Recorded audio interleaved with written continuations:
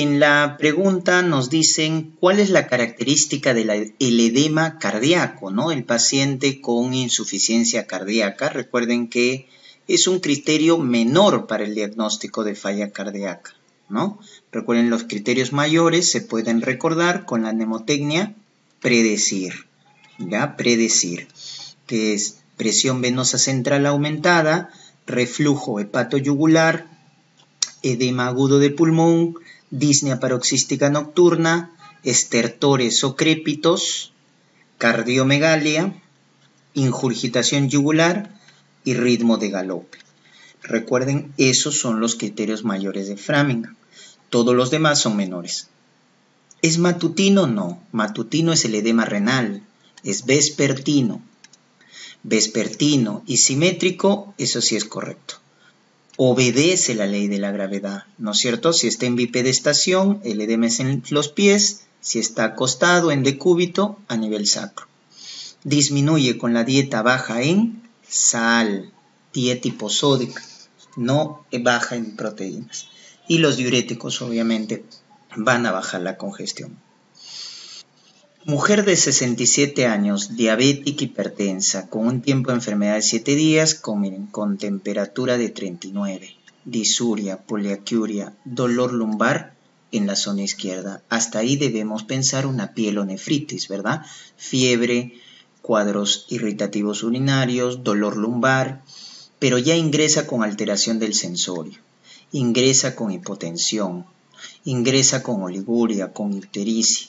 Entonces vamos viendo que el foco urinario ya está presentando falla orgánica, ¿no? Caída del Glasgow, hipotensión, falla renal, falla hepática. Por lo tanto, hablamos ya de una paciente con sepsis. Sería sepsis por pielonefritis, porque ya está produciendo falla orgánica. Shock séptico es cuando te dicen que no responde a fluidos y por lo tanto usamos vasopresores, porque la sepsis sí responde a fluidos. Cloruro de sodio, 30 mililitros por kilo de peso en las 3 primeras horas, ¿no? Pero si ya no responde a fluidos, damos vasopresores, ¿correcto? Donde el de elección es la norepinefrina. ¿En cuál de las siguientes patologías se puede encontrar pulso dícroto? Pulso dícroto en la miocardiopatía dilatada, ¿correcto? Hay otros pulsos que deben acordarse, como el pulso deficitario, que lo vemos en la fibrilación auricular, el pulso paradojal, que lo vemos principalmente en el tamponamiento cardíaco, pero también en el tromboembolismo pulmonar o en la crisis asmática severa, vemos pulso paradojal, ¿no? El pulso bisferiens en la miocardiopatía hipertrófica, El pulso bigeminado en la intoxicación por digoxina, Paciente 40 años, raza afroamericana, obeso fumador, presión de 160-100. ¿Cuál es su precisión diagnóstica y qué medida tomaría? Entonces acá hay que recordar que en un paciente adulto de etnia afroamericana, rápidamente ya con esos valores de 160 en la sistólica debemos iniciar tratamiento farmacológico. Hipertensión y por el valor de la presión ya iniciar con 2 fármacos. Recuerden, en el estadio 1, más de 140-90, podemos optar por un fármaco. Pero cuando estamos en el estadio 2, donde la sistólica es 160 o diastólica más de 100, ya esos 2 fármacos para controlar la presión, ¿no? Mucho cuidado, hay que dar la terapia farmacológica y ver cuánto controla la presión, ¿no? Y recuerden que en pacientes de etnia afroamericana las tiazidas son de elección. ¿Qué factor podría causar la taquicardia ventricular polimórfica? El Torsades de Pons. Entonces ahí recordar que la taquicardia ventricular polimórfica o Torsades de Pons es producida por el famoso QT largo, del intervalo QT largo, que es producido por hipocalcemia, hipocalemia, hipomagnesemia, pero también por fármacos como la hidroxicloroquina, la eritromicina, moxifloxacino, ¿correcto? Antidepresivos tricíclicos, sotalol, procainamida, antihistamínicos de segunda como terfenadina, Son fármacos que hay que tener en cuenta porque prolongan el QT. Respuesta, la A. ¿Ya? La A puede prolongar el intervalo QT, o el calcio bajo o el potasio bajo. Dolor torácico lancinante, desgarrante, que aparece de manera súbita en un paciente hipertenso, debemos descartar disección de aorta. Esa descripción, lancinante, desgarrante, con diferencial de pulso en ambos brazos más de 20 milímetros de mercurio. En una radiografía, ensanchamiento de mediastino. Esa tríada es característica de la disección de aorta. Dolor torácico severo con diferencial de pulso en ambos brazos y mediastino ensanchado. Infarto es dolor opresivo en la región retroesternal, embolismo es disnea súbita severa, taponamiento es tríada de Beck más pulso paradojal, neumotoras atención también es disnea súbita severa, pero con antecedente de trauma torácico, y te dicen que la tráquea está desviada de la línea media, ¿no? Con hipersonoridad, con timpanismo en el hemotórax. 71 años, hipertenso, acude por dolor de pecho, y en el EKG, elevación del ST en D2, D3 a BF, e infradisnivel del ST en B1. ¿Cuál es el diagnóstico? Si te dicen que el ST está elevado en D2, D3 a BF, eso es un infarto de cara inferior o diafragmática. Inferior o diafragmática. Y si te dicen infradesnivel del ST en B1, B2, este es el espejo, sería elevación de ST en B7, B8. Es el espejo. Y esto es infarto de cara posterior. Por eso en este caso el diagnóstico es infarto de cara posterior inferior. No solo cara diafragmática, sino por este dato sería postero inferior. El infarto de cara anterior, recuerden, es de B1 a B4, ¿no? El infarto de cara anteroseptal. Y cuando es cara lateral bajo, B5, B6, lateral alto, D1 a BL. Lateral alto, lateral bajo.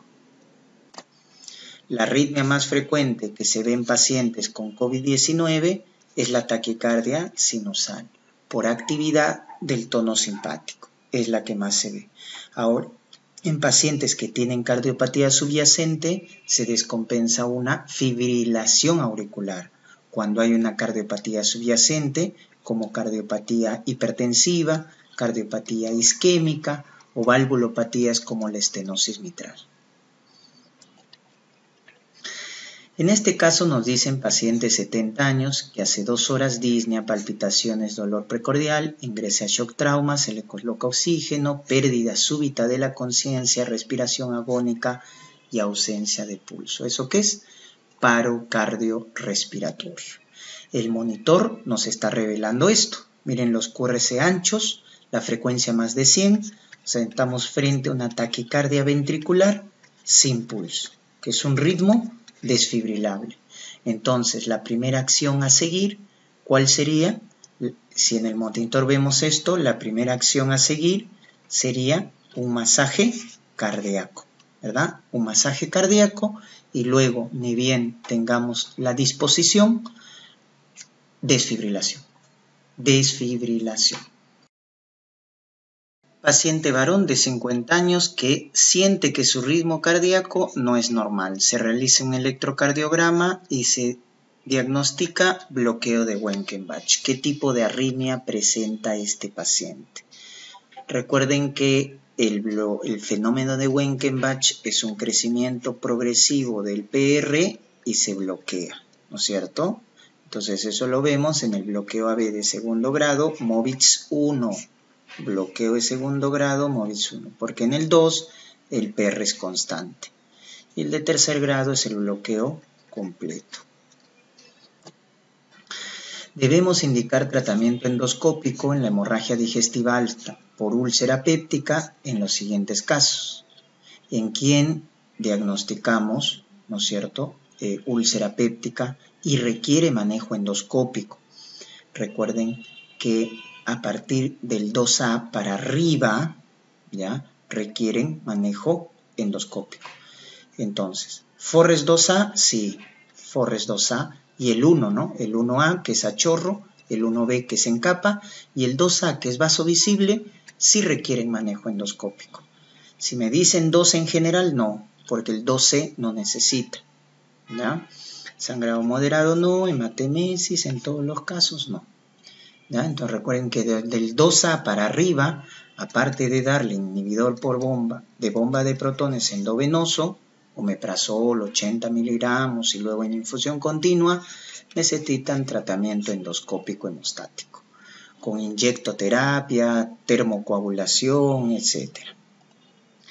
Factores de riesgo para esófago de Barrett: adulto mayor, obeso, raza caucásica, reflujo crónico, más de 5 años, adulto mayor, más de 50 años, Helicobacter no tiene nada que ver, ¿ya? Todos los demás sí son factores de riesgo para esta metaplasia que es el esófago de Barrett, que es un factor de riesgo para el adenocarcinoma de esófago. Mujer de 55 años que es traída por alteración del sensorio, es portadora de hepatitis B, tiene estigmas hepáticos, ¿no? Entonces hablamos de una paciente con cirrosis, probable etiología viral, y que ingresa con alteración del sensorio. O sea, se trata de una encefalopatía hepática. ¿Cuál de estos cuadros perjudicaría a la paciente? Darle una dieta hiperproteica, ¿no? Más de 1 gramo por kilo. ¿Por qué? Porque recuerden que la encefalopatía en la paciente se produce por el amonio, Este es el principal tóxico, que viene del metabolismo de las proteínas. El virus de la hepatitis C pertenece a la familia de los flavivirus, ¿no? Igual que dengue, chikungunya, fiebre amarilla. Ya es un tipo de virus de tipo ARN. En cambio, picornavirus, virus de la hepatitis A, Epiviridae es virus de la hepatitis C, hepatnavirus es virus de la hepatitis B, ¿no? Y C es un flavivirus. Produce hematoquesia masiva, o sea, hemorragia digestiva baja masiva. Recidivante, mucho cuidado. Si marcaste divertículo, te olvidaste, ¿no? Esta es masiva, indolora, pero autolimitada. La que es masiva, indolora y recidivante es angiodisplasia. Mucho cuidado, angiodisplasia. La deficiencia de lactasa produce diarrea osmótica, ¿no? Al igual que el consumo de laxantes. Entonces, cuando uno consume laxantes como lactulosa o cuando tiene intolerancia a la lactasa, se produce diarrea osmótica. La enfermedad diarreica aguda, caracterizada por transporte activo de solutos a la luz intestinal, se conoce con el nombre de diarrea secretora. Típico cuando es crónico de los tumores gastrointestinales, el lipoma, el tumor carcinoide, el gastrinoma, el adenoma velloso, cursan con diarrea crónica secretora.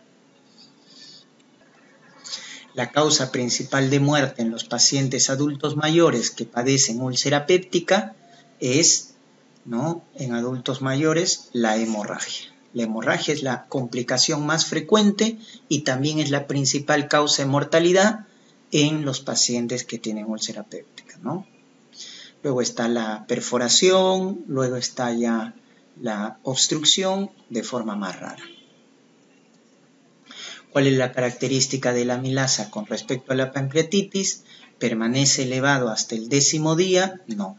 Se eleva a las 12 horas, 10-12 horas, y permanece elevado hasta 3 a 5 días. Tiene baja especificidad. Eso sí es correcto. Tiene alta sensibilidad, pero baja especificidad. ¿Es un signo característico? No, porque tiene baja especificidad. No determina pronóstico. ¿Solo se eleva en esta patología? No. Recuerden que es bastante sensible, pero poco específica. También se eleva en otros cuadros, ¿no?, como obstrucción intestinal, embarazo ectópico, roto, ¿no?, etc. Entonces se eleva también en otros cuadros. El que sí es sensible y altamente específica y se eleva precozmente a las 6 horas y permanece elevado hasta 10 a 14 días, esa es la lipasa, recuerden. La lipasa tiene una cinética diferente y es más sensible y específica. ¿Cuál de las siguientes opciones sería la causa de ictericia, predominio indirecto, de origen congénito? Sabiendo que no responde a fenobarbital y produce la muerte en el recién nacido por kernicterus. Hay 3 tipos de ictericia congénita a predominio indirecto. Gilbert, que es el leve, Kligher-Najar tipo 2, que es el moderado, y el tipo 1, que es el severo. ¿Por qué se da esta gradación? Por el déficit de la enzima. Entonces, si el déficit de la enzima es leve, da Gilbert, moderado, tipo 2 y severo, tipo 1. Es por el déficit. Entonces, Gilbert generalmente se descubre en el joven y sí responde a fenobarbital. En cambio, Kligher-Najar es en el recién nacido y el tipo 2 responde a fenobarbital. En cambio, el 1, que es el severo, obviamente se presenta en el recién nacido y no responde a fenobarbital. Por eso se muere, por kernicterus. Por eso la respuesta es la A. Dubin, Johnson y Rotor recuerden que es ictericias congénitas, pero a predominio directo. Directo. Acá te están diciendo indirecto. ¿Cuál es una de las bacterias que con mayor frecuencia causa infecciones bronquiales en pacientes ambulatorios con EPOC? Y es que el paciente con EPOC, ¿no? Hoy en día, si bien es cierto, aprendemos en forma que la clínica del EPOC tiene un patrón prevalente, ¿no?, de enfisema o de bronquitis crónica, hoy en día se considera la misma enfermedad. Por lo tanto, la mayor parte de los pacientes igual hacen más o menos exacerbaciones. Las exacerbaciones de EPOC siempre requieren antibiótico, además de broncodilatadores. Y el antibiótico tiene que tener primero actividad contra Haemophilus influenza. ¿Por qué? Porque es la causa más frecuente, ¿no?, en forma ambulatoria. Entonces me dice, ¿cuál de las bacterias que con mayor frecuencia causan? Ya. Y en segundo lugar, Moraxella catarrhalis. Me voy entonces, ahí está. De ahí, atípicos, ¿no?, especialmente micoplasma. Pero ahí tenemos primero Haemophilus, Moraxella catarrhalis. ¿Cuál es el receptor respiratorio dependiente de los cambios de CO2? Entonces, el receptor es básicamente un quimioreceptor central. Y estos quimioreceptores centrales están en este nivel, en lo que es, ¿no?, básicamente el bulbo. En lo que es el bulbo. Está el centro inspiratorio, que siempre está activo, y el centro expiratorio, que básicamente funciona cuando el paciente está en patología y requiere la expiración forzada. Mientras que en la protuberancia tenemos el centro neumotáxico y el apnéustico, ¿no? Estos son los quimioreceptores centrales. Mientras que los periféricos, y estos son fundamentalmente monitorean PCO2 y pH. Mientras que los periféricos, sobre todo PO2 y también pH. Se denomina tuberculosis poliresistente cuando es resistente a. Entonces tenemos que saber siempre que un paciente que se diagnostica con tuberculosis, sea BK positivo o BK negativo, se va a hacer pruebas de sensibilidad rápida. Cuando es BK positivo, ¿no es cierto?, se hará una prueba molecular, que puede ser una sonda de DNA o un GeneSpert. Y cuando es BK negativo, ¿no es cierto?, se va a hacer una prueba de sensibilidad rápida de tipo fenotípica generalmente, ¿no? Puede ser el MOTS, puede ser el GRIES, puede ser, ¿no?, el MGIT. Entonces, estas pruebas, en este caso a las 72 horas, en este caso entre 7 a 14 días, me van a dar una sensibilidad ¿a qué? A isoniazida rifampicina, que es el núcleo básico. Cuando es sensible a todo, se llama pansensible. Y entonces va a este pansensible va a tratamiento con esquema 1. Punto. Cuando es resistente a ambos, o sea, hay resistencia a ambos, a los dos, entonces hemos diagnosticado un multidrogo resistente. Y cuando es resistente a uno de los dos, sea isoniazida o rifampicina, entonces tenemos un monoresistente. Entonces, estos son, ¿no? Estos son los diagnósticos que obtenemos en las primeras 2 semanas, ¿no? Con mucha facilidad. Entonces tenemos ahí el monoresistente multidrogo. Estos pacientes van a entrar en unos esquemas, ¿no? Son esquemas hechos por experto. El experto de cada zona va a hacer lo va a tratar con 6 drogas generalmente, y van a hacerle el cultivo ampliado. Entonces el cultivo ampliado ya me va a dar antibiograma para drogas de primera y segunda línea. Si a este le sumas una droga más que no sea el núcleo básico, entonces se va a llamar poliresistente. Y si a este le sumas una fluoroquinolona de segunda línea y además de eso un parenteral de segunda línea, has concluido con un extensamente resistente. ¿Se dan cuenta? Ok. Entonces, más de un antituberculoso que no incluye el núcleo básico completo. Ese es el concepto de poliresistencia. Varón de 65 años de edad minero, dice, que ingresa por disnea severa. Entonces, antecedente de tos seca crónica y disnea. Esta es la clínica clásica de los pacientes con EPIT. Y recuerden que, ¿qué hacen los mineros? Los mineros hacen EPITs, específicamente neumoconiosis. Ok. Entonces, tiene obviamente una presión de oxígeno baja, una saturación que está en 85, está bastante afectado y está en alcalosis respiratoria porque definitivamente pues está con hipoxemia, ¿no? Eso siempre es secundario. ¿Cuál de los siguientes mecanismos fisiopatológicos causaría hipoxemia? Y entonces acá vamos a ver los mecanismos de hipoxemia. Los mecanismos de hipoxemia, entonces ahí me olvido el resto de la pregunta y yo sé que los mecanismos de hipoxemia son la hipoventilación, no, porque la hipoventilación es un mecanismo de IRA2. Este es IRA2, o sea, estamos hablando de mecanismo de hipercarbia, o sea, de la insuficiencia respiratoria hipercárbica, donde puede haber ahí también hipoxemia, pero sobre todo hay CO2 elevado. Y estos son los más frecuentes. Tenemos la discordancia de la relación ventilación-perfusión, como tienes acá. Tenemos el deterioro de la difusión, medido por DLCO, ¿no? Esto es típico de quiénes, de los EPITS, medido por DLCO, ¿no es cierto? O sea, las alteraciones o el deterioro de la difusión, que la tenemos por aquí. El chant derecha izquierda, típico de quiénes, de la neumonía, distrés respiratorio, edema pulmonar, por ejemplo. Y la reducción del contenido de oxígeno en el ambiente, algunos le llaman disminución del FiO2, que esto es típico de la altura. ¿Se dan cuenta?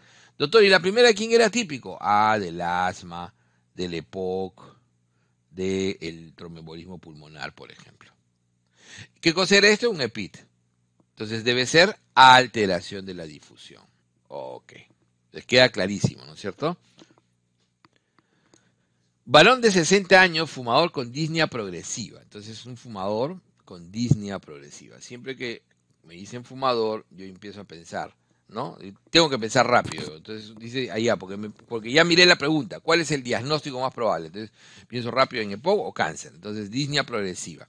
Al examen, frecuencia respiratoria hasta taquipneico, bien taquipneico, con cianosis perioral y distal, tórax silente, esto es clave, y dilatado. ¿Quién suele hacer esto? Los EPOC. El EPOC que tiene predominio de enfisema. ¿Y qué cosa predomina en el enfisema? La cianosis. O sea, predomina la disnea, predomina la disnea y el paciente está asténico. Y cuando hace exacerbación puede estar severamente hipoxémico. Tiene leucocitosis y encima tiene retención de CO2. Esto va también con la posibilidad de obstructivo EPOC. Entonces tenemos este paciente con un PO2 un poco bajo, pero sobre todo una ira tipo 2 clásica. Una ira 2 asociado a este paciente. Entonces mejora después la administración de beta-2 adrenérgicos. Eso va con el patrón obstructivo. ¿Cuál es el diagnóstico más probable? EPOC. EPOC es exacerbado, ¿no es cierto? No tiene nada de asmático. Sabemos que hay una, ¿no? Claro, alguien me dice, doctor, mire el bicarbonato alto, pero esto tiene más relación con qué? Tiene relación con este paciente que tiene un CO2 elevado. Esto es lo que manda. Este tiene una acidosis respiratoria probablemente no bien compensada. ¿No? ¿Es una insuficiencia tipo 2? Sí, pero el diagnóstico más probable es de fondo, o sea, porque este es solo sindrómico. Este es el diagnóstico más exacto, EPOC exacerbado. ¿Por qué se caracteriza la insuficiencia respiratoria tipo 1? Entonces yo tengo una insuficiencia respiratoria tipo 1, tengo una IRA, ¿no es cierto? Entonces el tipo 1 tiene un PO2 y es de tipo oxigenatorio. Entonces tiene un PO2 menor de 60 y un PCO2 que debe estar en rangos normales, o sea, menor de 45, menor o igual a 45. Mientras que la IRA 2 es el paciente hipercárbico, ¿no? Donde voy a tener más de 45 de CO2 y el PO2 no está totalmente normal, pero va a estar entre 60 y 80, como hemos visto en la pregunta anterior. Entonces, ¿por qué se caracteriza la insuficiencia respiratoria tipo 1? Porque hay hipoxemia o hipoxia, ¿no es cierto? Sin hipercarbia, exacto, sin hipercarbia. Ok. ¿Cuál es el mecanismo fisiopatológico que explica el soroche y toda la sintomatología del mal de altura? Entonces recordemos que el mal de altura proviene de lo que se llama hoy en día enfermedad de altura. La enfermedad de altura tiene dos bloques. El que viene básicamente de lo que es el efecto fisiopatológico de la altura, incrementando y produciendo edema cerebral. Entonces, la hipoxia hipovárica fisiopatológicamente, este es lo que genera todo. Se genera una hipoxia hipovárica por baja de presión barométrica. Eso genera edema cerebral, ¿no? En diferentes grados que va a producir náusea, vómito, especialmente en los pacientes hacen cefalea, náusea, vómito, hiporexia. Eso es mal de montaña agudo soroche, que se da generalmente entre la cuarta hora hasta las 24 horas como máximo. Y cuando se agrava puede producir edema cerebral de altura. Edema cerebral de altura como gran complicación. Un edema cerebral aguda a severo. Entonces, ¿cuál es el mecanismo fisiopatológico? O sea, efectivamente el edema cerebral. Este es lo que genera toda la sintomatología, toda la clínica. No es que sea la causa, ¿no? ¿Qué es lo que lo causa? Sino este es el edema cerebral. La presión barométrica baja es la causa de fondo, pero el mecanismo fisiopatológico es el edema cerebral, para lo que es el soroche. En cambio, el edema agudo pulmonar de altura no tiene que ver con eso. El edema agudo pulmonar tiene que ver con una descompensación cardiovascular, donde el 50% probablemente ha hecho mal de montaña, sí, tiene como antecedente, pero es una descompensación cardiovascular en las grandes alturas que se da entre el segundo y cuarto día y que se da fundamentalmente en pacientes que tienen alguna enfermedad cardiovascular de fondo, ¿no? Que puede ser hipertensión pulmonar, que puede ser cor pulmonar, o en aquellas personas que a grandes alturas, que es una gran altura, mayor de 3.800 metros, hacen esfuerzos extremos, hacen ejercicios extremos y provocan esta descompensación cardiovascular asociada a la altura, que se llama edema agudo pulmonar de altura porque produce edema pulmonar, infiltrados en algodonosos bilaterales, severa hipoxemia y malfunción cardíaca. Pero esa es otra complicación, ¿ok? Y no proviene de acá. Y es otro efecto fisiopatológico. Paciente con fiebre y tos productiva hospitalizado en cirugía hace 3 días. Miren, hospitalizado en cirugía hace 3 días. Fiebre y tos productiva. Entonces, esto ya me indica infección de vía respiratoria baja. ¿Qué es lo más frecuente que yo pienso para una neumonía cuando sospecho una neumonía en la comunidad? Pero ya desde el momento que tiene esto y fiebre, en un paciente que tiene más de 48 horas de hospitalizado, entonces ya estoy pensando en una neumonía intrahospitalaria. Sea cual sea la neumonía, sea cual sea que yo quiera descartar, sea comunitaria, intrahospitalaria, aspirativa o asociada a ventilación, ¿cuál debe ser el examen inmediato para definir? Me define la radiografía de tórax. Porque tengo que buscar, hoy en día, ese es el gol, nuevo infiltrado en la radiografía de tórax. ¿Ok? Listo. Por eso que algunos a veces me decían, algunos alumnos que me llamaban durante la pandemia, me decían, doctor, le voy a pedir una toma, pero pídele su placa primero, no seas tan, pide su placa, por lo menos define que eso es neumónico, porque la definición pasa por ver el nuevo infiltrado. Ya la tomografía te va a servir un poco más, pero básicamente para ver el estatus, pero diagnóstico en sí es la radiografía. Entonces yo tengo la clínica de sospecha y entonces yo digo, puede ser, sí, pero ¿qué cosa te define? Que tenga un nuevo infiltrado a la radiografía de tórax. Eso es fundamental. ¿Ok? La tomografía es el gol, pero esto es algo que se utiliza ya en los pacientes de acuerdo al diagnóstico y cuando están hospitalizados. Paciente de 14 años acude a consultorio por presentar albuminuria masiva. Entonces yo sé que lo que más hace mi riñón es tratar de contener la albúmina. ¿Y quién lo hace? El podocito. Entonces el podocito es una célula, ¿no?, que está rodeando los vasos sanguíneos, tiene los procesos podocitarios e incluso ella misma produce su membrana basal glomerular. Esta es célula podocitaria altamente especializada para poder, ¿no?, filtrar y evitar que las proteínas se pierdan, ¿no? Acuérdense que la proteína que más circula es la albúmina y lo máximo que voy a excretar en 24 horas es menos de 30 miligramos. Y eso lo hace el podocito con su membrana basal glomerular. Doctor, entonces, ¿no será la membrana basal glomerular la respuesta? No, porque es parte del podocito. El podocito es quien tiene esa función fundamental, ¿no? Cuando el podocito falla su membrana, acuérdense que la membrana en realidad solamente pues, es lo que ejerce es una electronegatividad. Paciente con oliguria y sequedad de boca, sensorio comprometido. Entonces está oligúrico, sequedad de boca, sensorio, o sea, está deshidratado, sensorio comprometido. Tiene tos con hemoptisis y nódulo iliar.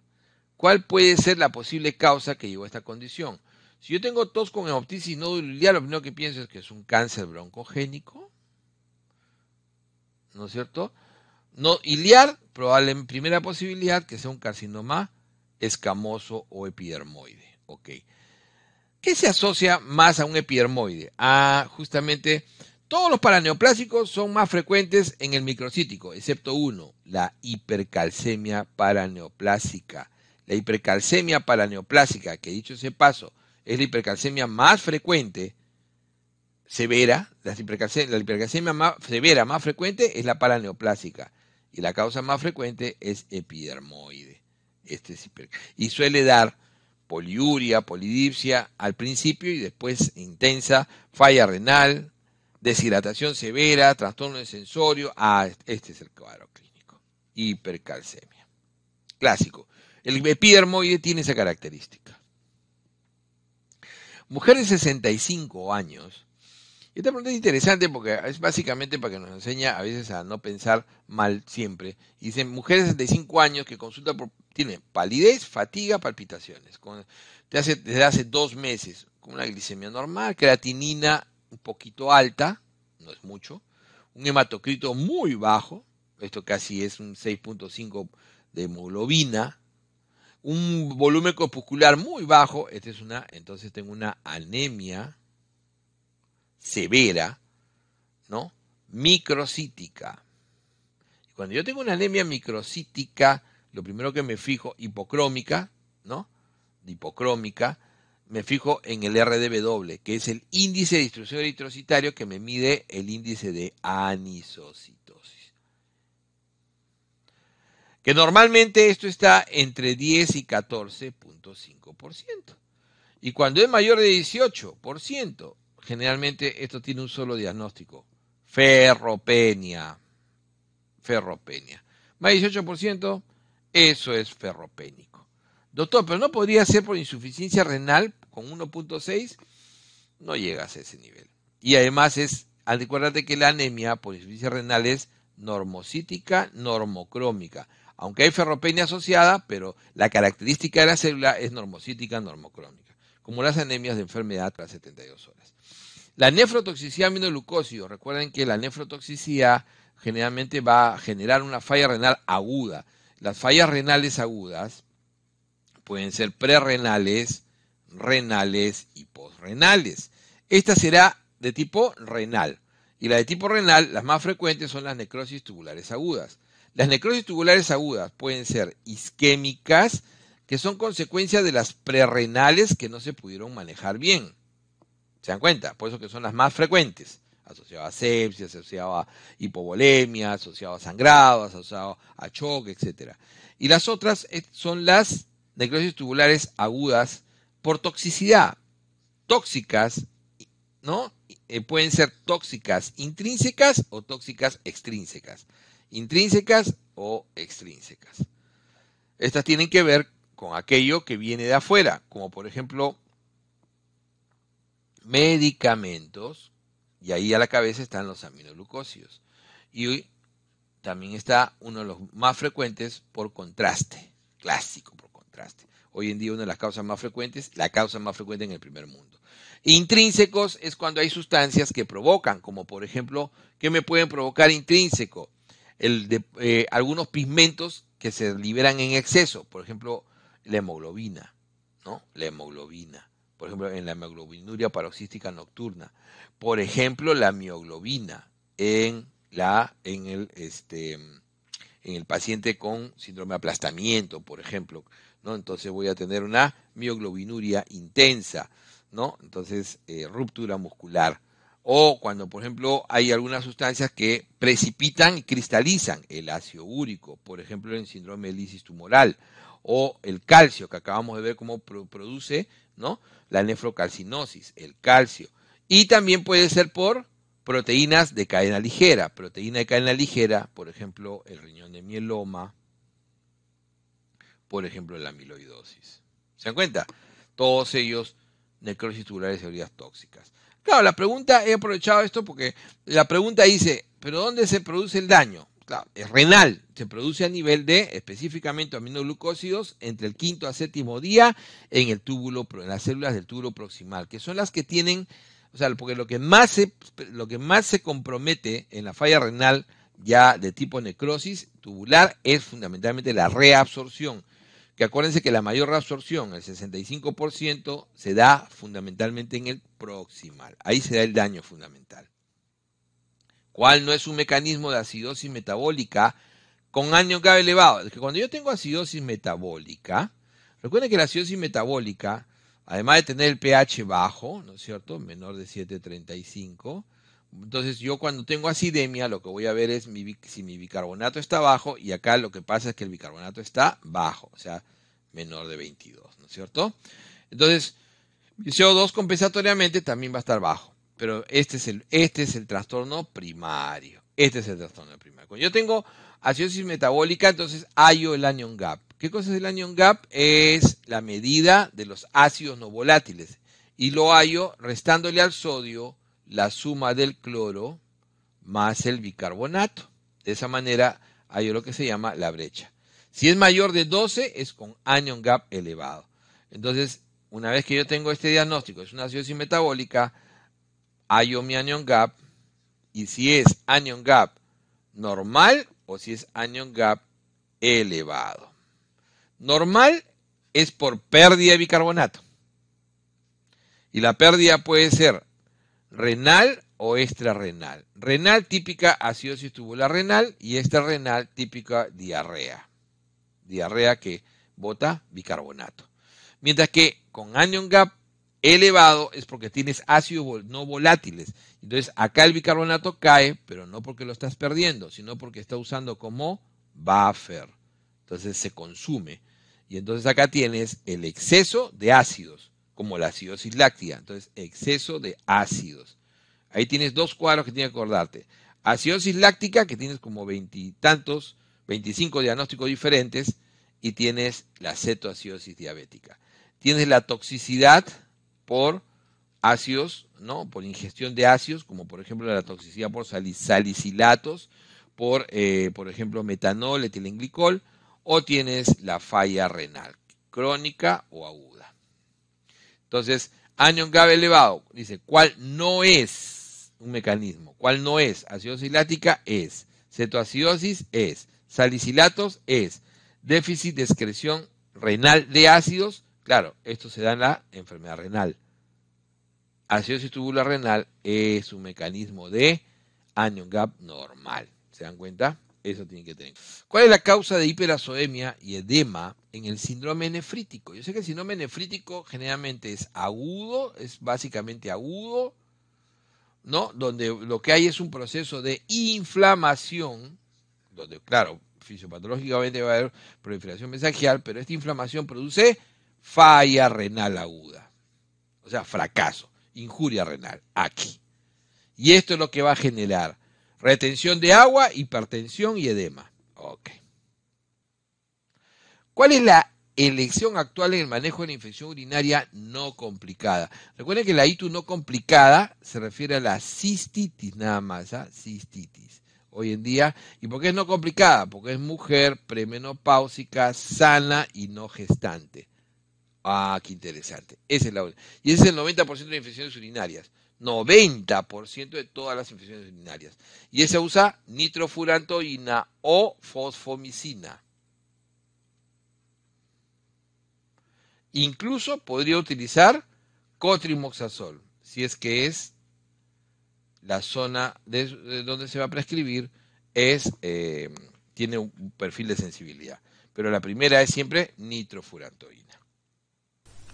¿Cuánto suele durar el periodo de incubación de la rabia? Ok, doctora, recuerden que la rabia es generada por un virus ARN, ¿correcto? El virus de la rabia. ¿Ok? Muy bien. Que recuerda que pertenece a la familia Rhabdoviridae, ¿no? Y que al género Lysavirus, ¿ya? Ahora, su periodo de incubación después de la mordedura, doctores, su periodo de incubación es largo tiempo, puede durar meses. ¿Ok? Eso es lo anecdótico. Y luego viene su periodo prodrómico y luego viene su enfermedad ya establecida, que puede haber dos tipos, la encefalítica o la paralítica. ¿Correcto? La más frecuente encefalítica. ¿Ya? Muy bien. Niño de 10 años con diagnóstico de fiebre tifoidea que se encuentra en la segunda semana de la enfermedad. ¿Cuáles son los exámenes auxiliares iniciales y oportunos al solicitar? Ok, cuando te digo examen auxiliar inicial en fiebre tifoidea, te dije que debes acordarte, doctores, el famoso aglutinaciones, que justamente se vuelven positivos a la segunda semana. Ok, por lo tanto, la clave sería acá aglutinaciones, cuando es mayor o igual a 1/160. Recuerda que la fiebre tifoidea es causada por Salmonella typhi o Salmonella paratyphi, ¿correcto? Muy bien.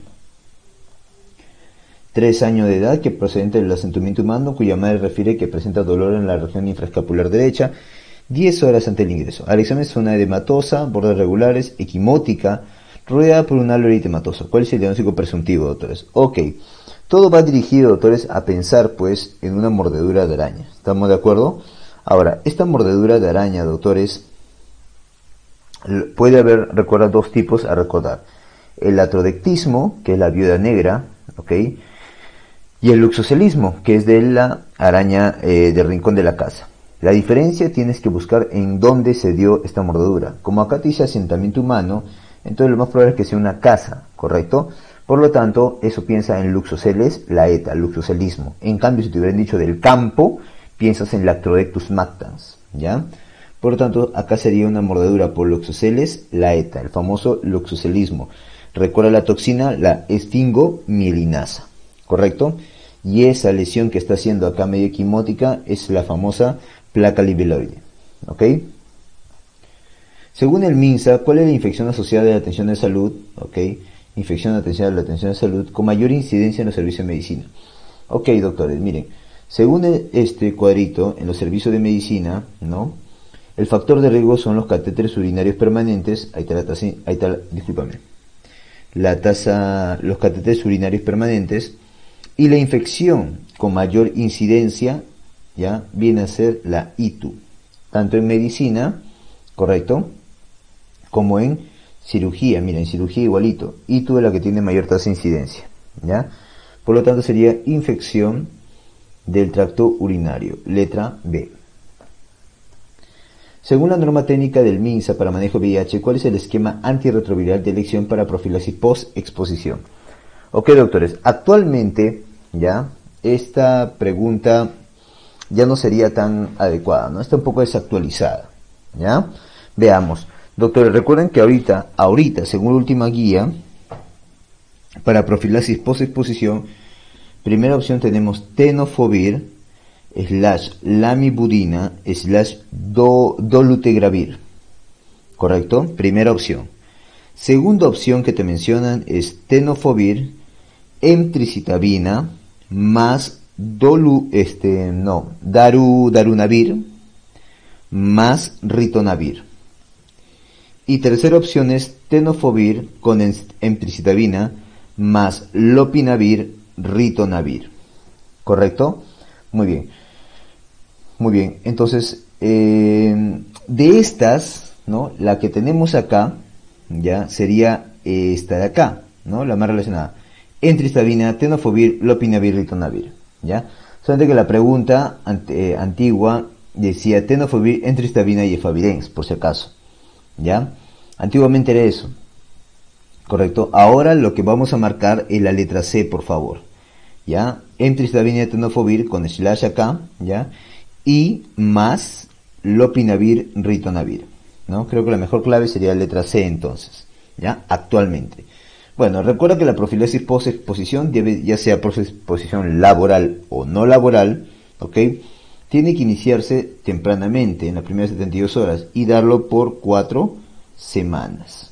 ¿Correcto? Cualquiera de estas opciones. Muy bien. Cuando hay una presentación severa de dengue, este se asocia a una serotipo D1 y D1, D4, no, se asocia a D2 y D3, las formas severas. Plaquetas en sangre normales, no, pues irían con plaquetopenia. Convulsiones, no suele haber clínica neurológica. Secuela neurológica tampoco. No suele haber clínica neurológica en dengue. No es lo común, no es lo típico.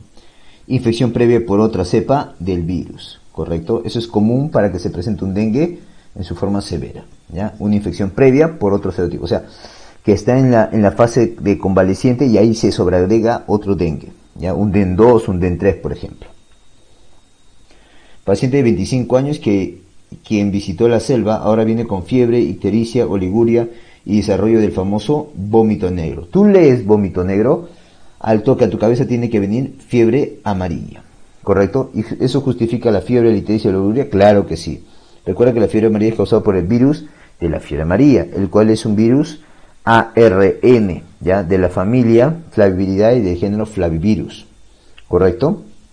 Le gusta afectar hígado, ¿no? Es viscerotropo, ¿no? Hígado, por eso probablemente la ictericia, y la oliguria por la falla renal, ¿ya? Y además el tracto gastrointestinal, por lo cual te llevaría a hemorragia digestiva tipo vómito negro. ¿Ok? Manejo de soporte, manténlo vivo nada más. ¿Cuál es la clínica característica de las uncinarias? Las uncinarias son dos, Necator americano y ancilostoma, ¿correcto? Y lo característico en ellas es recordar que son hematófagos, son vampiros, por lo tanto succionan sangre. Por lo tanto, su clínica característica viene a ser anemia de tipo ferropénica.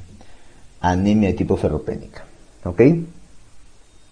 Varón de 33 años con palidez, ictericia, coluria, dolor abdominal difuso, que la palpación, fiebre, taquicardia, crocianosis, que en el examen laboratorio tiene 8 hemoglobina, significa que tiene anemia, reticulocitosis, significa que es una anemia hemolítica, y a decirme que UCUP directo positivo significa que es una anemia hemolítica autoinmune. En esos casos, tratamiento inmediato, doctores, vamos a entender que este paciente está con cierta inestabilidad, ¿correcto? Por lo tanto, lo ideal, doctores, sería plasmaféresis, lo cual no tenemos en la clave, sino en su defecto transfusión de sangre o mejor sería paquete globular. Así que la mejor clave en este caso sería la letra D, ¿correcto? Muy bien. Las recomendaciones de la OMS para la prevención de la anemia ferropénica incluyen los siguientes, excepto al recién nacido a término suplementar con 2 miligramos por kilo por día, correcto, desde los 4 meses. Si es una término con buen peso, a partir de los 4 meses, correcto. Pero si es un prematuro con bajo peso, la misma dosis, pero desde el día 30, correcto. Promover la lactancia materna exclusiva en los primeros 4 o 6 meses, correcto. No introducir leche de vaca entera antes del primer año, correcto.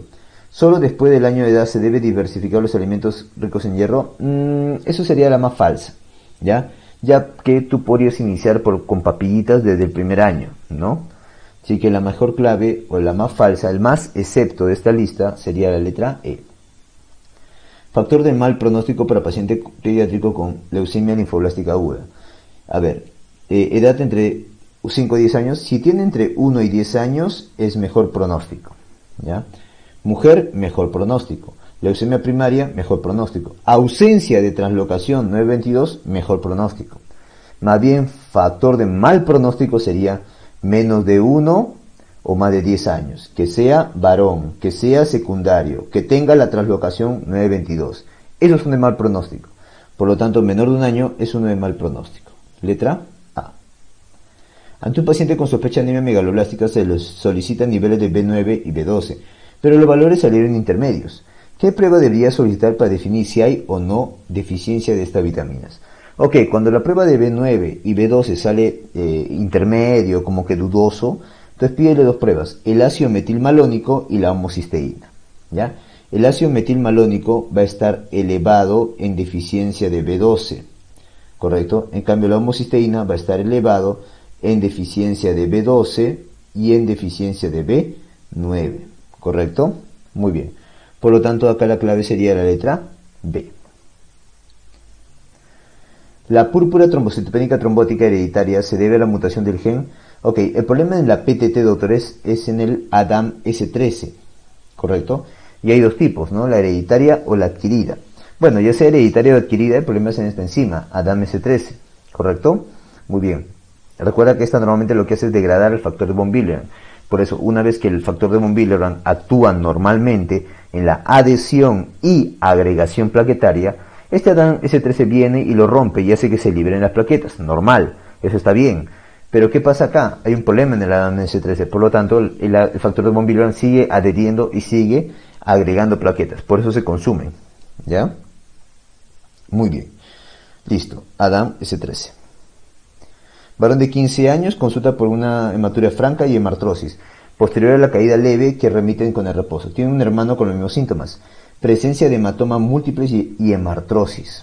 Ok, hemoglobina baja, plaquetas normales, TP normal, pero el TTP está prolongado. Fibrinógeno normal.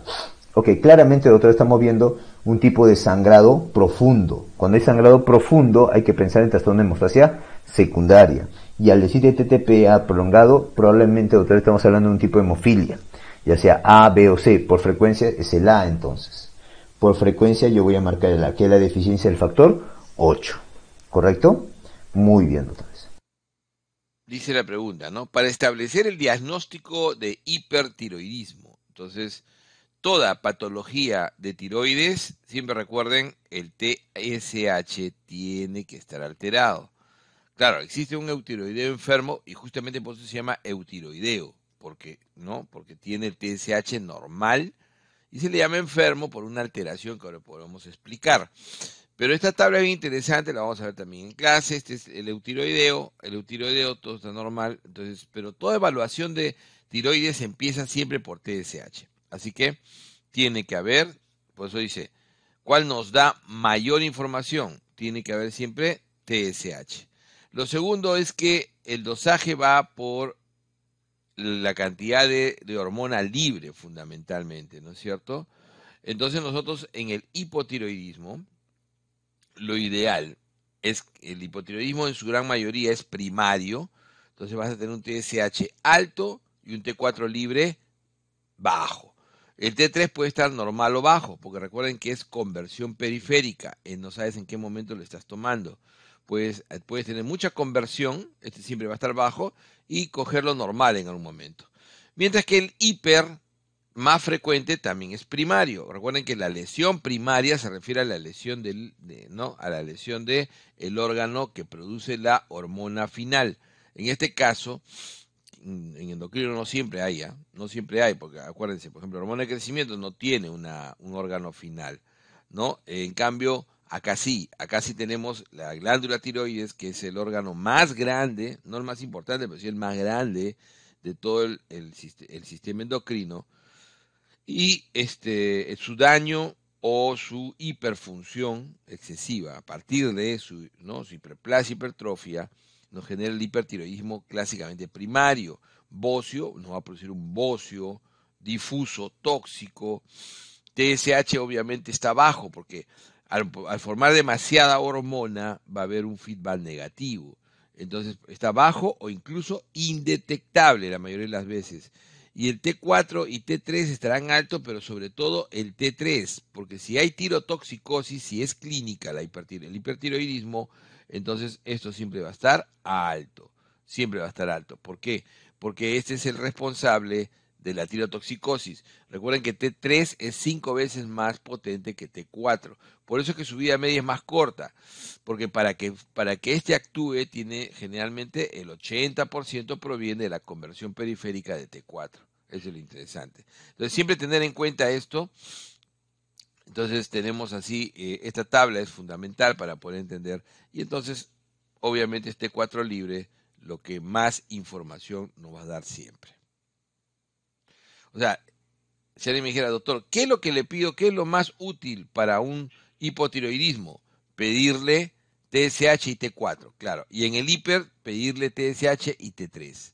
Pero en el caso, ¿no? Acá la mejor respuesta sería con T4.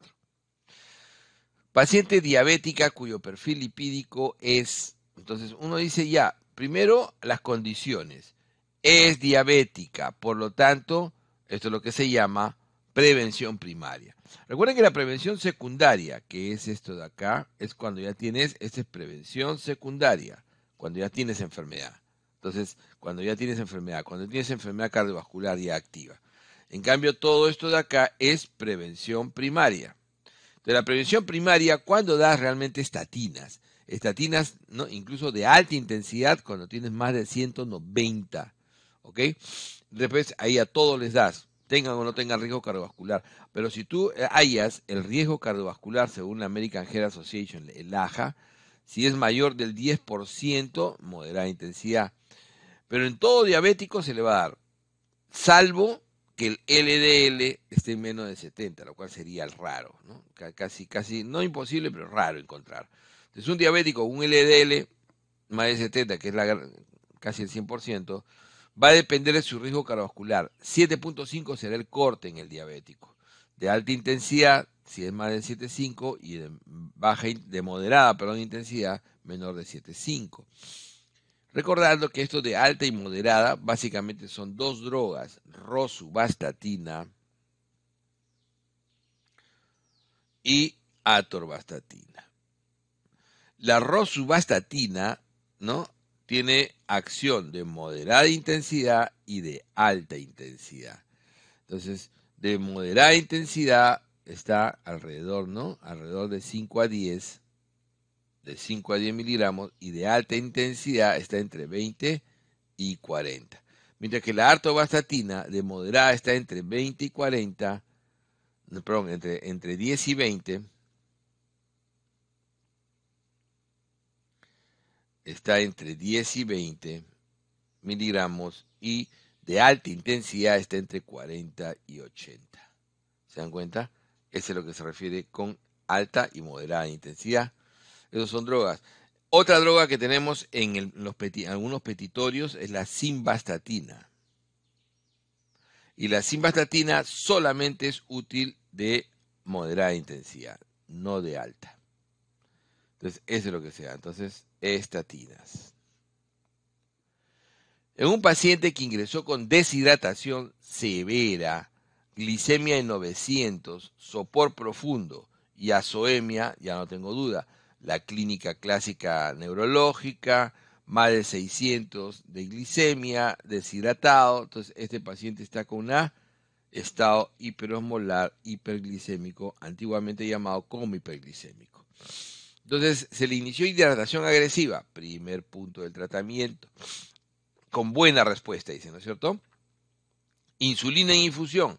Claro, la insulina en infusión es básica, pero y ahora debe indicarse, no es que ahora, lo que pasa es que la insulina siempre debe indicarse en función del potasio. Y eso es lo que está ahora, más que normado, sino demostrado. ¿Por qué? Porque si tú tienes un potasio muy bajo, y le das insulina, lo que vas a provocar es mayor hipocalemia, el paciente lo matas con una arritmia o un paro en sístole. Entonces, hipocalemia, recuerden, la hipocalemia puede ser mortal.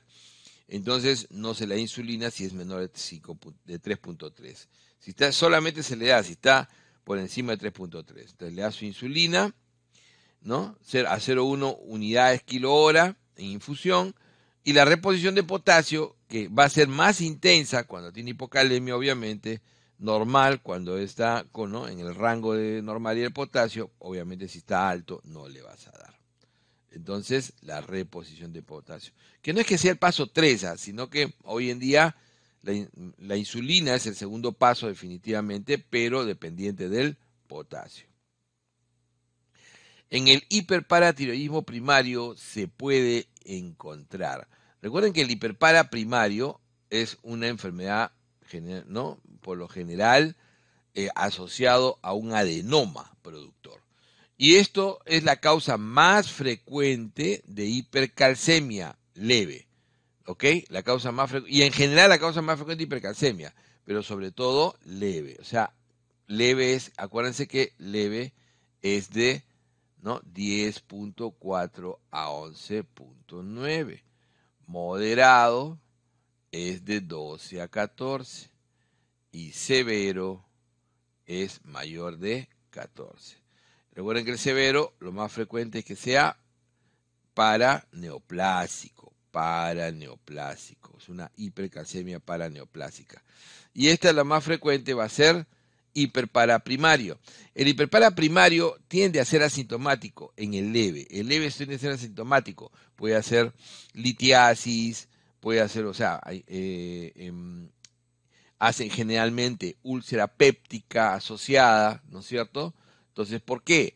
Genera hipercalcemia. De hecho que sí, porque la paratiroides lo que fundamentalmente hace es controlar el nivel de la calcemia. Si hay exceso, ¿por qué? Porque puede generar en exceso resorción ósea, ¿no es cierto?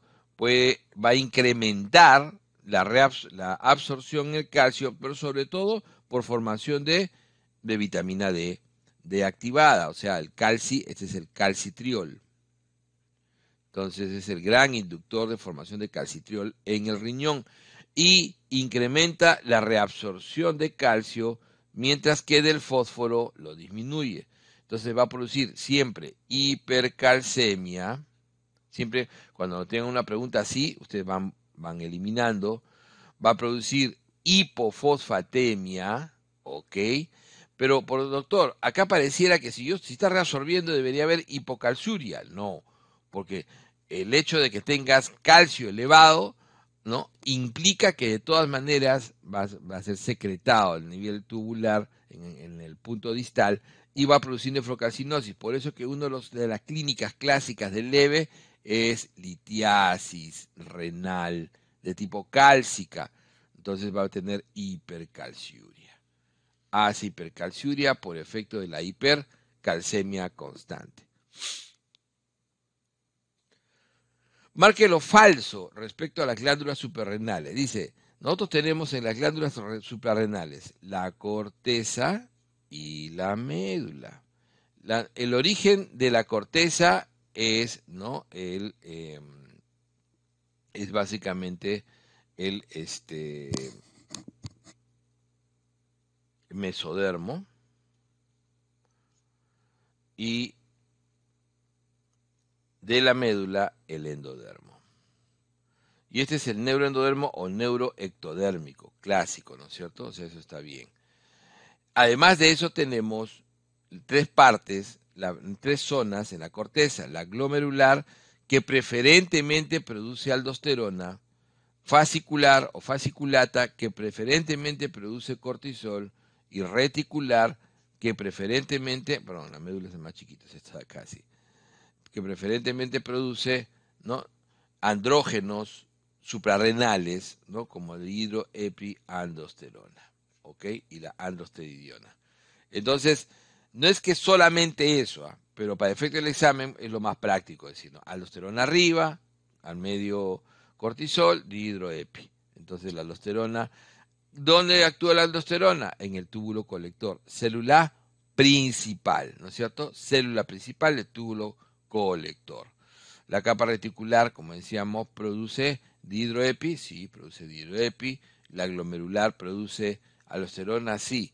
Y son órganos retroperitoneales, no infraperitoneales, son retroperitoneales. ¿Cuál es el primer déficit que debe tratarse en un paciente con hipopituitarismo? Recuerden que el hipopituitarismo, ¿no?, es el daño hacia la adenohipófisis, que puede ser directo hacia la glándula o por disminución de la producción en el hipotálamo de sus liberadores. Recuerden que hipotálamo, hipófisis, entonces si no tengo liberadores, no hay liberación de hormonas, excepto prolactina. Entonces el hipopituitarismo generalmente se debuta en casi el 60% con insuficiencia suprarrenal secundaria. Entonces siempre es el último problema el que se maneja, la insuficiencia suprarrenal secundaria. Entonces siempre se va en reversa, ¿no es cierto? Entonces primero se presenta los síntomas del déficit de hormona de crecimiento, después, ¿no? O sea, primero es la hormona de crecimiento, después pasa a las gonadotropinas, de las gonadotropinas al TSH, ¿no es cierto? Y de ahí el ACTH, la corticotropina. Así es. Entonces, de esa manera, en reversa se trata. Son los componentes fundamentales del síndrome metabólico. El síndrome metabólico tiene que ver fundamentalmente con la concepción de poder hacer prevención primaria en pacientes que aún no han tenido eventos cardiovasculares ni diabetes. Entonces, el síndrome metabólico típicamente lo que hace es encontrar grandes factores de riesgo que asociados generan mayor que aislados, asociados generan mayor posibilidad de riesgo cardiovascular y de diabetes. Entonces, estos son fundamentalmente el perímetro de cintura, ¿no? Son la glicemia en ayunas, son la presencia de hipertensión arterial, el HDL, ¿no?, disminuido, y los triglicéridos aumentados. Estos son los 5 parámetros, necesito 3 de 5. ¿Ok? Entonces, una elevación de presión arterial te dice excepto allá. Entonces, está correcto. Entonces, dislipidemia heterogénica, vamos a ver, resistencia a la insulina, obesidad central, probablemente sí, porque ese es justamente el perímetro de cintura. La resistencia a la insulina en el síndrome metabólico es el proceso fisiopatológico. O sea, sí. Y la dislipidemia heterogénica demostrado básicamente en esto. HL bajo y triglicéridos elevados. El sedentarismo puede ser un comentario nada más, ¿no es cierto? Entonces, tiene que ver con esto. Estos son los criterios diagnósticos. La fisiopato es básicamente por resistencia a la insulina incrementada. ¿Se dan cuenta? Paciente que recibió antibióticos de amplio espectro, ¿no?, por meses. Tiene un cuadro de epístasis espontánea bilateral. En su evaluación se detecta un INR de 2.1, o sea, el TP está prolongado. Y no recibe ningún medicamento al momento. ¿Cuál cree que puede ser la causa? O sea, no se refiere a eso. La causa de esta alteración hemorragia. Entonces, si tiene antibióticos que han alterado la flora, recuerden que la vitamina K se produce básicamente, no nos interesa la dieta, todo lo produce nuestra masa, ¿no? Nuestra biomasa, nuestra biota intestinal, produce el 100% de la vitamina K, déficit de vitamina K. Entonces estamos teniendo un déficit de vitamina K, justamente el TP te mide eso, ¿no? Los factores de coagulación dependientes de vitamina K. Un paciente con diagnóstico de LES acude a control. En su radiografía de tórax se observan infiltrados pulmonares. Según la frecuencia, y eso es importante, ¿qué es lo más frecuente en un lupus? Que en el pulmón haya neumonitis lúpica de algún tipo, o sea, esto es autoinmune, o que el paciente pueda estar cursando con una neumonía. Entonces, la complicación más frecuente de los lúpicos, especialmente los primeros 5 años de enfermedad, y la causa más frecuente de fallecimiento es infecciones a la cabeza, neumonía. Por lo tanto, infección intercurrente es lo primero que voy a pensar. O sea que esto es una neumonía. Paciente diagnosticado con vasculitis de Wegener. Respecto a los marcadores, lo más correcto. Sabemos que la vasculitis de Wegener es una poliangeitis granulomatosa, llamada así de Wegener, que es, digamos, ANCA positivo. Pero es ANCA positivo, ¿no? ¿Probable o indispensable? No, probable, o sea, 92%, ¿ok? Indispensable, a ver, tienes un 8% que puede no tener ANCA. C, ningún ANCA, pero el cuadro clínico y la biopsia te indican que puede ser esto, ¿no? El ANCA-P es mayoritario, no, esto es en la poliangitis microscópica sobre todo, y en el Schur-Strauss. La biopsia de pulmón nos da definitivo, no. Es más, rinde más la biopsia renal, pero también es importante el pulmonar, pero no es definitivo. Y bueno, el ANA nada que ver. Entonces el ANCA-C es lo más probable. En la radiografía, ¿cuál no es un signo de artrosis? Entonces la artrosis en la radiografía típicamente tiene estos 4 grados. El grado 1, ¿no? Esclerosis subcondral. De ahí tenemos el estrechamiento o el pinzamiento. Estadio 2, estrechamiento del espacio, ¿no? Del espacio articular. De ahí vamos a tener la presencia de, ¿no? Osteofitos, o sea, excrescencias óseas. Excrescencias óseas, los osteofitos marginales, ¿no? Y por último, la anquilosis, grado 4. La anquilosis. Entonces, pinzamiento, acá en las excrescencias están los osteofitos, las geodas, los quistes subcondrales, el engrosamiento subcondral, que es inicial, ¿no? Los osteofitos, pero no hay reacción perióstica. Esto es típico del proceso inflamatorio en articular. En la artritis gotosa aguda se usa el siguiente fármaco. Entonces, en la etapa aguda, ¿no? Siempre la crisis, además de utilizar AINES, se utiliza colchicina. La colchicina tiene 2 ventajas. Una es que disminuye la formación del factor quimiotáctico de neutrófilos. Y lo otro es que, ¿no? Disminuye el desplazamiento de los microtúbulos. Y por lo tanto, los macrófagos se detienen. Entonces, en su acción y en su migración. Esa es la utilidad de la colchicina. ¿Cuál es el hallazgo necesario para definir una condrocalcinosis o una pseudogota? Entonces, el pirofosfato cálcico, cuando puede verse en las articulaciones, especialmente en los ancianos, como una línea cálcica, ¿ah? Una línea cálcica asintomática en la articulación, línea cálcica articular, así lo ponen los radiólogos.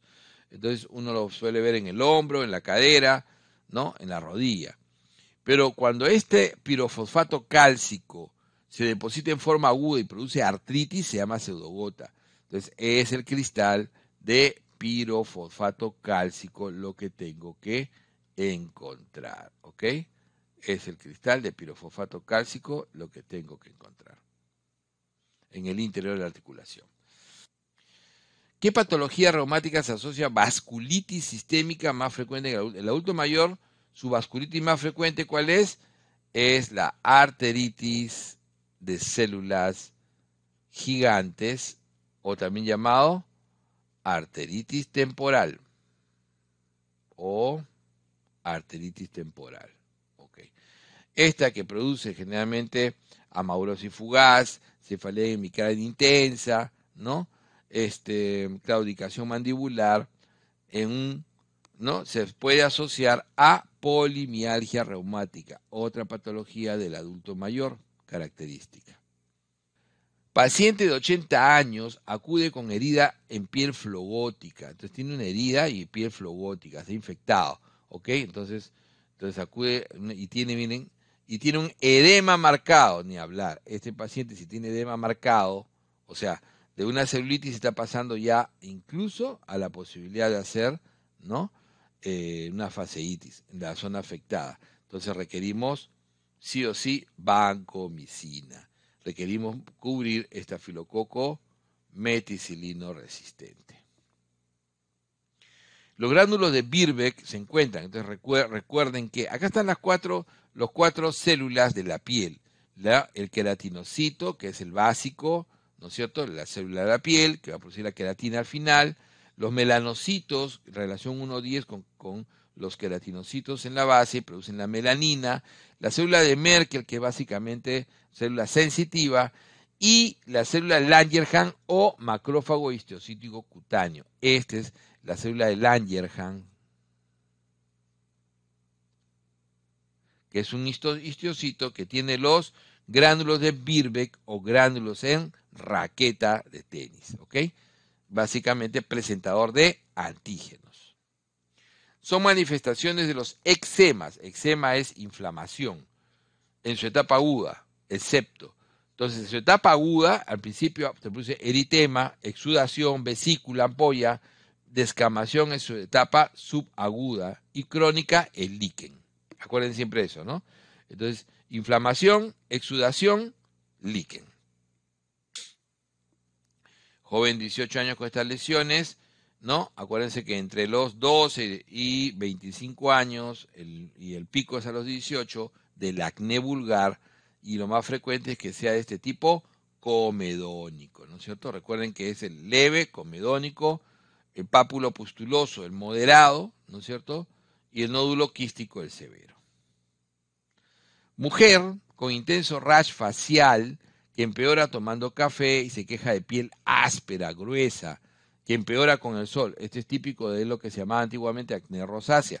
La rosácea, recuerden que no tiene comedón, ¿ok? No tiene comedón. Y el tratamiento es metronidazol tópico. Me dicen que un varón de 35 años desempeña su oficio de pintor y acude a consulta porque tiene 1. Cefalea, artralgias, problemas para concentrarse. O sea, claramente tiene un problema del sistema nervioso central más articulaciones. Luego, en la exploración física, neuropatía periférica, o sea, sistema nervioso periférico. Y al examen hay anemia normocítica, más problemas hematológicos. En un pintor, ¿qué podemos sospechar? Es plomo, ¿verdad? El plomo afecta el sistema nervioso central y periférico, genera artritis y anemia normocítica. Entonces hay que dosar la concentración de plomo, pero en el glóbulo rojo, o sea, en la sangre entera, no en el suero, sino en la sangre. El arsénico lo mataría, ¿no? Eso es veneno.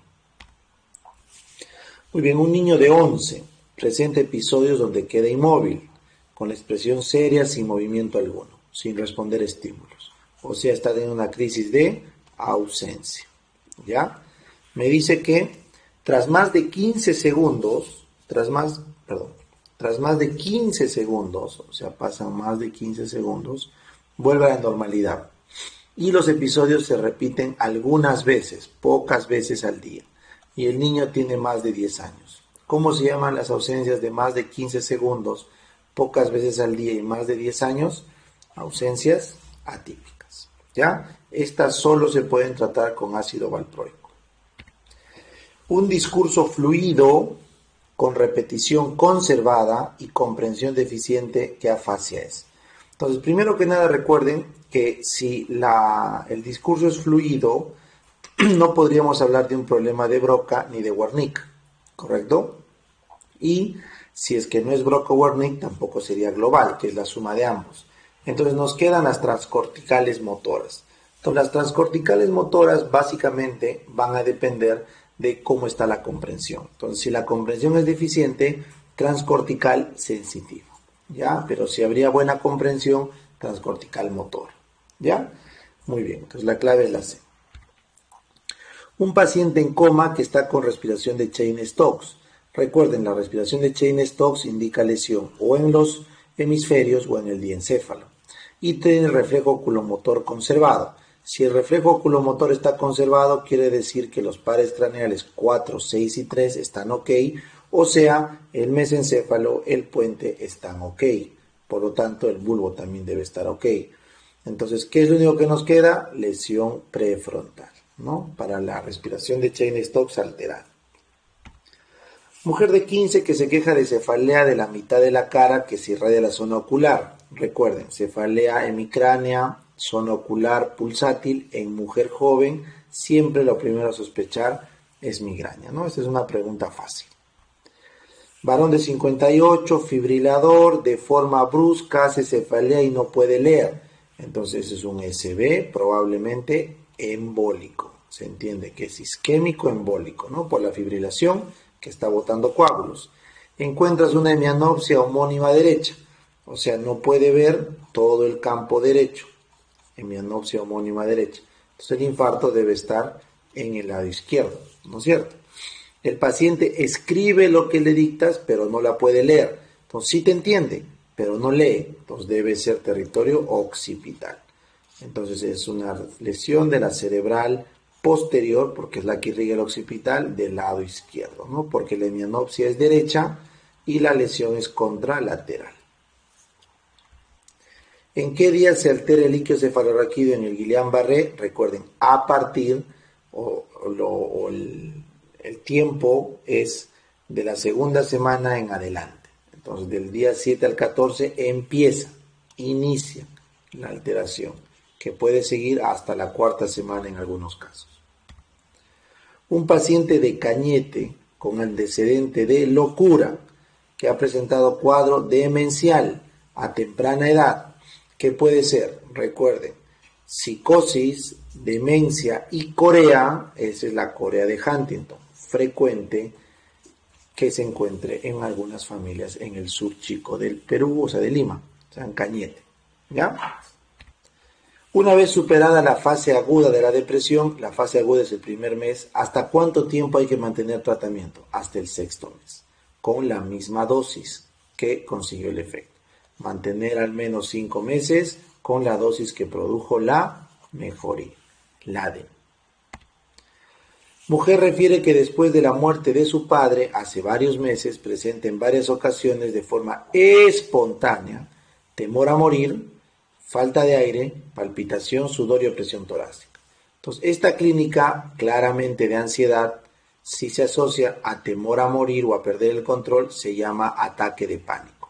Pero si esto se repite varias veces, eso ya se llama trastorno del pánico, que es 2 o más ataques de pánico sin una causa aparente que lo explique.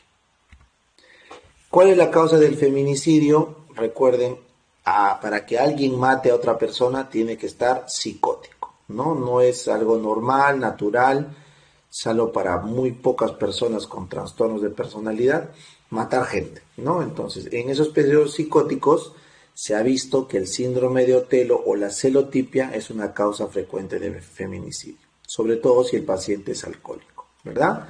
Entonces aparece una delusión, una idea delirante secundaria, de traición, de celos, y en eso el paciente pierde los cabales, como decimos, y puede cometer feminicidio. ¿Ya? La clave es la A. Es un signo característico del maníaco, fuga de ideas. La fuga de ideas es verborrea con pérdida de la idea directriz. ¿Ya? Bloqueo del pensamiento, inhibición del pensamiento es del esquizofrénico. Entonces la clave es la A. No forma parte del diagnóstico del síndrome confusional agudo o el delirio. Recuerden, ¿afecta sobre todo a los viejitos hospitalizados? Sí, que han sufrido una infección. ¿Es un trastorno sensorial fluctuante? Sí. ¿Es agudo? Es subagudo, pero bueno, en algunos casos es agudo y fluctuante. ¿Hay trastorno cognitivo? Sí. ¿Hay demencia alternante? ¿Y no presenta alucinaciones? Falso. Sí presenta alucinaciones visuales, sobre todo. Visuales, de terror. Ahora sí vamos a las preguntas de salud pública. ¿Qué es sensibilidad? Sensibilidad es los verdaderos positivos de los enfermos. Entonces es la proporción de personas, capacidad de dar positivo siendo un caso. Siendo un caso o enfermo es la capacidad de ser un verdadero positivo. La B. ¿Ya? Muy bien. ¿En cuál de los siguientes estudios se obtiene una sólida evidencia de causalidad? Entonces, las cohortes y los ensayos clínicos son los de más sólida evidencia. Pero te están diciendo de un factor etiológico y un daño. Entonces, yo no puedo hacer un experimento con un daño a la salud. Entonces, solo me quedan las cohortes. Y de las 2 cohortes, la mejor es la que va a futuro, prospectiva. El primer caso detectado que sirve como punto de partida para una investigación epidemiológica es el caso 0, ¿no es cierto? El primer caso detectado que lo hemos encontrado, ¿ya? Entonces no es el caso incidente ni subclínico, ¿ya? La probabilidad de tener una enfermedad, si el resultado de la prueba es positivo, entonces recuerda, si tu resultado de la prueba es positivo, o bien estás enfermo o bien estás sano. Si estás enfermo es verdadero positivo. Entonces la probabilidad de tener la enfermedad cuando el resultado es positivo, el verdadero positivo de todos los positivos es el valor predictivo positivo. ¿Ya? El valor predictivo positivo. No se olvide. Al medir el riesgo reproductivo de una mujer se determinó o muy fértil A o poco fértil B. ¿Cómo se llama la escala cuando solamente hay dos valores categóricos? Nominal. ¿Ya? Con relación al muestreo, las características específicas que definen a la población, ¿cómo se llaman? Las características específicas, no las generales. Las específicas son los criterios de exclusión. Las de inclusión son las características generales. ¿Qué porcentaje del área bajo la curva son dos desviaciones estándares? Recuerdan, 95.5, dos desviaciones. ¿Ya? Si quieren 95% exacto, tiene que ser 1.96 desviaciones. ¿Ya? Si contamos 13 valores de bilirrubina en pacientes con ictericia y no conozco la varianza poblacional, en el intervalo de confianza para el promedio, ¿qué prueba usaremos? El promedio es una variable cuantitativa y si tengo menos de 30 sujetos y más aún si no conozco la varianza, caballero, entonces estamos frente a la necesidad de un TED student, ¿ya? Muy bien. En un distrito rural del país se notificaron durante la primera semana de octubre del 2005 dos casos locales o autóctonos de rabia, enfermedad que no se observó en las últimas 3 décadas. Esta situación se define como una... si no había rabia hace 30 años en esta comunidad, ¿qué quiere decir? Que si ustedes grafican, por ejemplo, el canal endémico, entonces el gráfico se va a mostrar pues un gráfico sin casos, ¿cierto? Y basta la presencia de un caso para que hablemos de ¿qué? De un brote epidémico. Muy bien, entonces, ¿cómo la definiría? ¿Como una endemia? ¿Como la presencia constante? No. Una epizootia, que es una epidemia, pero en animales, no, eso no corresponde, no nos están diciendo eso, ¿no? Hiperendemia o endemia es presencia constante y elevada de casos de una enfermedad. Aquí simplemente es una epidemia, ¿no? Ahora, si me ponían como clave brote, entonces prefería marcar brote, ¿ok? Pero como no hay, pues simplemente marco epidemia. Recuerden que la diferencia entre uno y otro va por el impacto en salud pública que tenga, ¿no? Generalmente si es a nivel local, en una comunidad pequeña, vamos a hablar de un brote. Cuando esto se hace más grande ya hablaremos de una epidemia. Muy bien, la respuesta entonces es la B. ¿A qué componente de la calidad pertenecen las políticas de calidad? En nuestro país vamos a tener un sistema de gestión de la calidad, de acuerdo al MINSA. Ahora, este sistema de gestión de la calidad tiene 4 componentes. ¿Cuáles son? La planificación, la organización, la garantía y mejora y la información de calidad. Este no es un componente. Ya están los 4 componentes. Ahora, las políticas, ¿dónde están? Están dentro de la planificación. Es decir, dentro de la planificación yo voy a encontrar ¿a quién? A las políticas, voy a encontrar a los planes, voy a encontrar a los objetivos, ¿sí? Voy a encontrar a las estrategias. Muy bien, ya está. Por lo tanto, aquí la respuesta correcta es la alternativa A, planificación.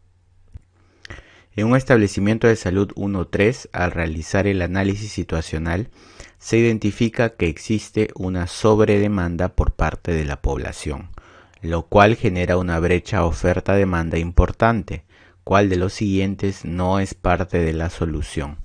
Es decir, hay mucha demanda, mucha gente, ¿no? Como siempre, y el establecimiento de salud ofrece pocos servicios de salud, ¿no? Por lo tanto, la brecha es grande. Muy bien, entonces, ¿cuál no es parte de la solución? Si contrato nuevos médicos, ¿aumentan mis servicios? Sí, es parte de la solución. Si aumento los turnos, ¿tengo más servicios para la gente? También. Programo horas extra, es lo mismo. Tercerizo las atenciones, es decir, otro establecimiento me va a ayudar a bajar, también.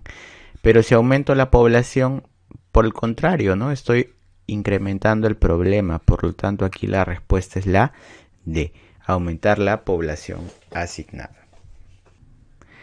¿Cuál de las siguientes herramientas utilizaría para conocer la realidad de la comunidad y población asignada a un establecimiento?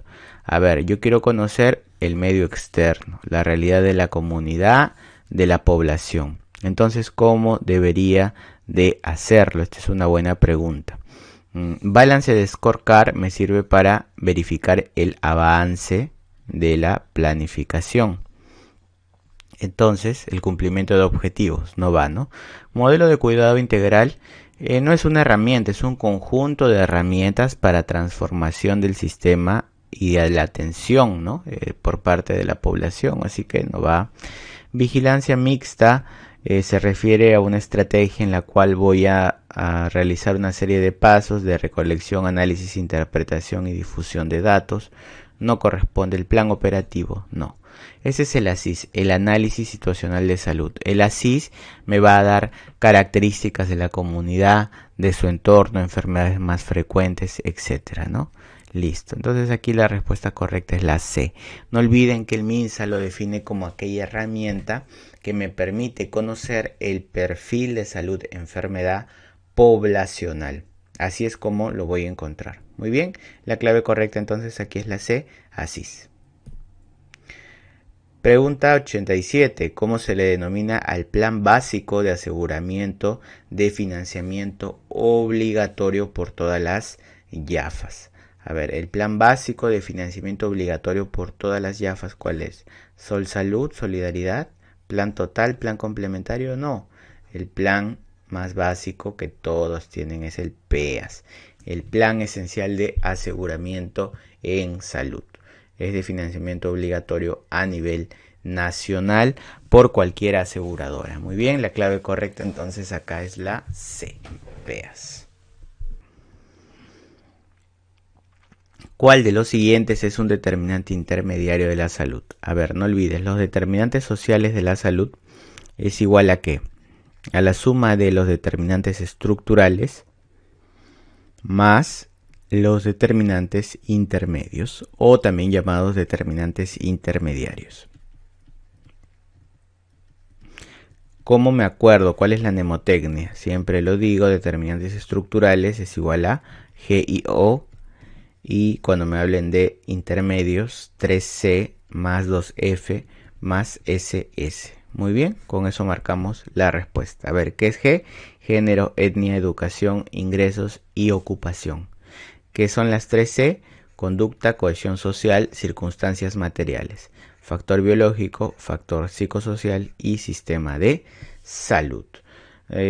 Gobernanza es contexto estructural, conducta es intermedio, ingresos es estructural, ocupación estructural, educación estructural. Aquí lo correcto es la B, conducta, ¿no? Que está dentro de las 3C. Ya está, listo, la B.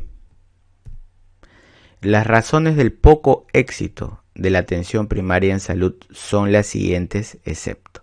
A ver, la APS se formula, no olvides, en el año 1978. Ahora, tenía un objetivo, salud para todos, en el año 2000. Sí, no lo logró. ¿Por qué? Excepto dice, ¿no? A ver, problemas económicos en salud. ¿Hubo problemas económicos? Sí, la crisis, ¿no? Deficiencia de sistemas públicos también. Brechas en salud también por las enfermedades emergentes, reemergentes, o sea, los nuevos desafíos. ¿Cuál no corresponde? Que se priorizó la atención integral. Esto es falso, ¿no? Ya está. Entonces ese es el excepto. La respuesta es la A. La red de servicios de salud según niveles de atención, ¿para qué se utiliza? La red, ¿no? La red según niveles, del primer nivel, que refiere al segundo nivel, que refiere al tercer nivel. ¿Para qué utilizamos esa red? A ver, para mejorar la cobertura con atención integral, para atender necesidades no identificadas, para atender exigencias epidemiológicas, para priorizar demandas o para mejorar la notificación de casos. ¿Para qué nos sirve la red? Para mejorar la cobertura, ¿no? Ahí está. Es más, la RIS, ¿no? La Red Integrada de Salud, es una propuesta o es parte del componente de organización, no lo olviden, ¿de quién? Del modelo de cuidado integral. Ya está. Entonces, sí, ¿no? Es para mejorar la cobertura. La respuesta es la A. En el certificado de defunción, la causa que detalla el evento más antiguo en forma cronológica, ¿cuál es?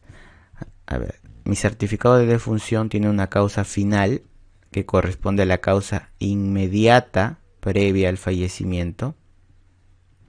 ¿Ok? A veces puede estar o no la causa intermedia. Y luego tengo la causa básica, que es la más antigua y es la que inicia la fisiopatología que desencadena, por último, la muerte. Ahora, esta causa básica es la que utilizamos para la estadística nacional. ¿Para qué? Para los perfiles de mortalidad. Entonces acá me dicen el evento más antiguo, esa es la causa básica. Muy bien, la respuesta correcta aquí es la A. Llega un paciente a emergencia con signos de violencia física. Se le realiza prueba rápida obteniendo como resultado IgM positivo para COVID-19. Una hora después del ingreso fallece. ¿Cuál es la conducta a seguir en este caso? A ver, el paciente ingresado por o con signos de violencia, ¿sí? Si bien es cierto, bueno, acá le tomó una prueba rápida, eso no está relacionado al motivo del ingreso, no me dice que esté ingresando con dificultad respiratoria ni nada de ello, ¿ok? Y entonces el fallecimiento con mucha probabilidad es producto de la violencia. Por lo tanto, voy a catalogar este fallecimiento como una muerte por causa externa. Toda muerte por causa externa se notifica al Ministerio Público y después el Ministerio, ¿qué es lo que va a solicitar? Va a solicitar la necropsia de ley. Muy bien. Entonces, ¿qué corresponde acá? Realizar una necropsia de ley. Esa es la respuesta correcta, la C.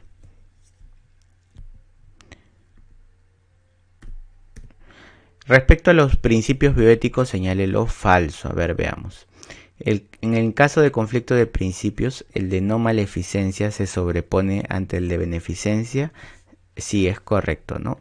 El principio no maleficencia versus beneficencia, gana no maleficencia. Principio autonomía versus justicia, gana justicia. Esto es verdadero. Ante un conflicto ético priorizamos a la autonomía sobre la justicia, falso, es al revés. El consentimiento informado se sustenta en el principio de autonomía, esto es correcto.